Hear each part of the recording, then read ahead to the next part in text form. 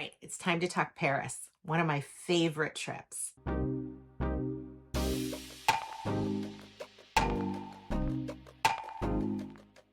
I had girlfriends who had gone to Paris over the years, and I never chose to go with them. I had it in my mind that Paris is about romance, and I really wanted to do that with a partner. And so when I got married, it was something in the back of my mind that I definitely wanted to do. Now, I'm happy I waited as long as I did because my husband's a foodie, and Paris is a foodie city. And I really enjoyed it on a level that I never would have enjoyed it in my 20s. At some point, we'll talk about how I do these trips on a budget because people can't believe that my husband and I got to Paris, got back 6 nights, 7 days for less than $3,500 with spending money.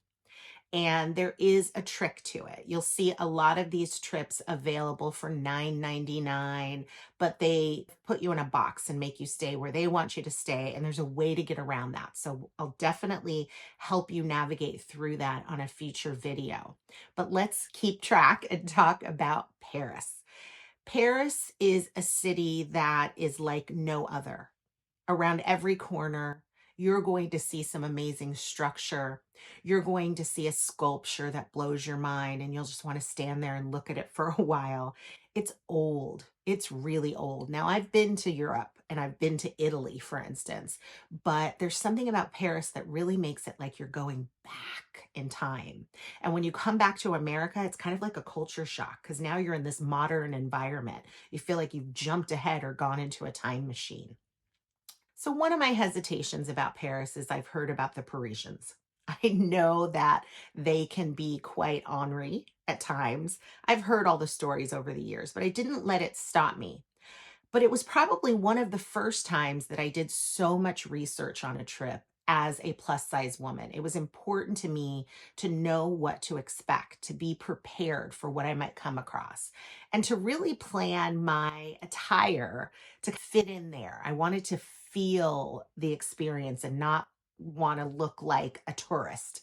And I did all that I could to make sure my husband stepped it up a notch too. We were so excited to go, and I found a flight that was straight through, which is so rare. We're in the West Coast. So to be able to find a flight that was 10 and a half hours, no stops there and back, was a real treasure. And again, these are one of those things that you can arrange when you arrange your trip yourself. You're able to look at these little details. But I didn't do enough research on the flight itself. If I had it to do all over again, I would do some research on where to sit on every single flight. As a plus size woman, this is key. We're not all little people here in America. So everybody wants to have as much comfort as they possibly can. And without doing the research, what I did was thinking that I was upgrading. I got a 2-seater instead of a 3-seater. So it would just be me and my husband. There's a better way to get around that now, and that is booking a window and an aisle in the hopes that no one will be in the middle of you.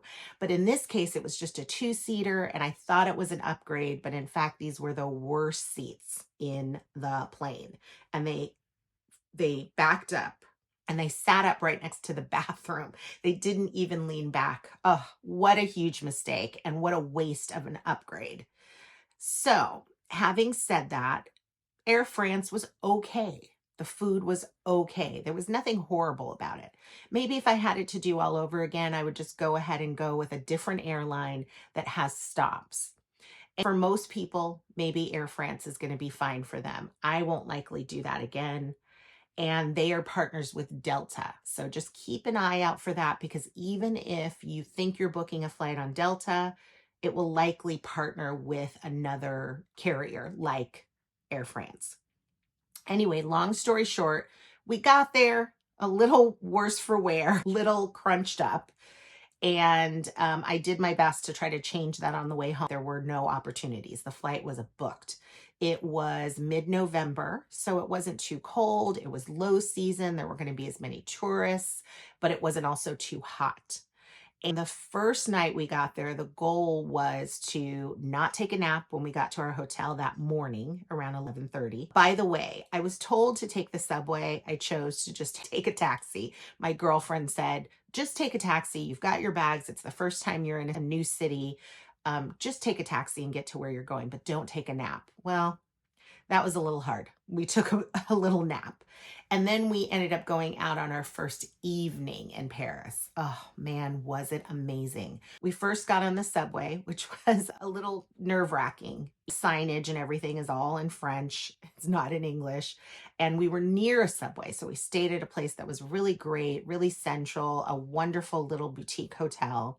But after taking the subway one night, I did very little of that after that on the trip because it's a little confusing, but it's also really packed. And for your first night, that's a lot.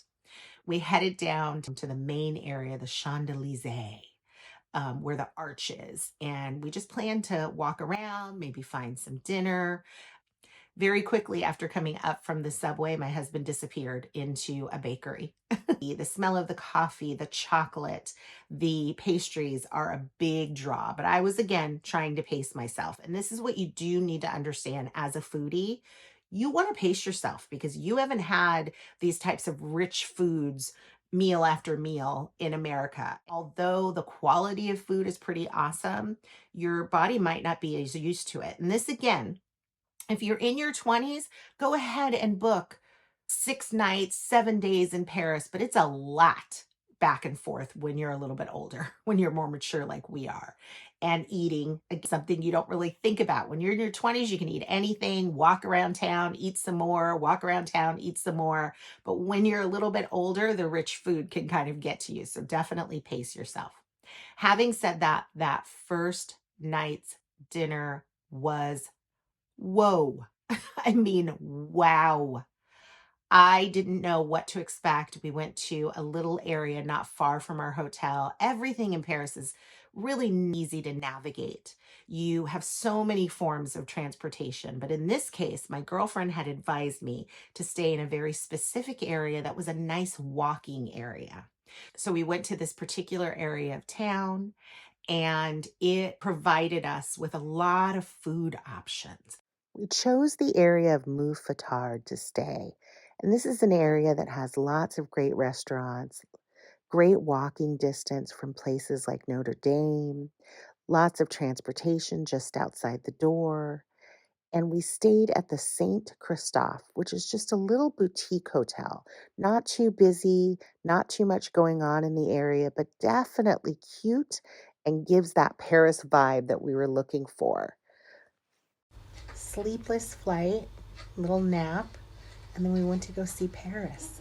Now we're off to bed. You want to see what we did?